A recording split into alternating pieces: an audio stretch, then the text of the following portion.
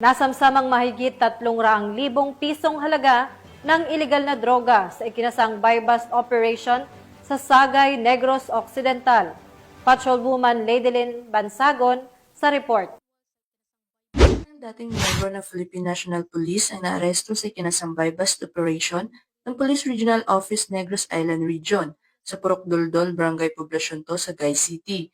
Ito lamang ika-10 ng Setyembre taong kasalukuyan. Nasamsam mula sa operasyon ng iligal na droga na may timbang ng humigit kumulang 45 gramo at may kabuuang halaga na tinatayang 306,000 pesos batay sa standard drug price. Kinilala ang sospek na si alias Tata, 30 taong gulang, dalaga at residente ng Purok Roas de Baybayon, Barangay Old Sagay, Sagay City, Negros Occidental. Kinumpirma din ni Police Lieutenant Colonel Alvimar M. Flores, hepe ng Sagay City Component Police Station na si alias Tata ay dating miyembro ng PNP, ngunit na-dismiss noong October 31, 2023. Nahuli siya matapos positibong iabot sa isang police pusher buyer ang isang sachet na hinilaang shabu kapalit ng marked money. Nakumpiska mula sa suspect ang isang pirasong sachet ng shabu bilang buy-bust item. Idagdag pa ang 6 pang sachet ng shabu sa kanyang pag-iingat.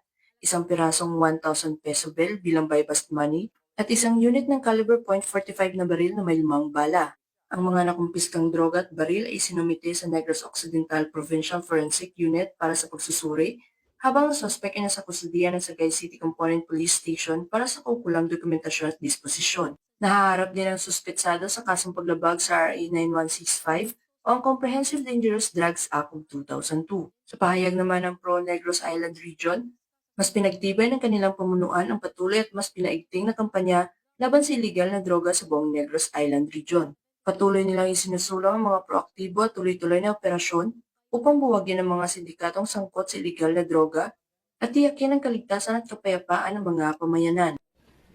Mula dito sa Police Regional Office 6, ako ang inyong Police News Network Correspondent, Patrolwoman Ladylin Bansagon, alagad ng batas, taga-taguyod ng Balitang Pulis.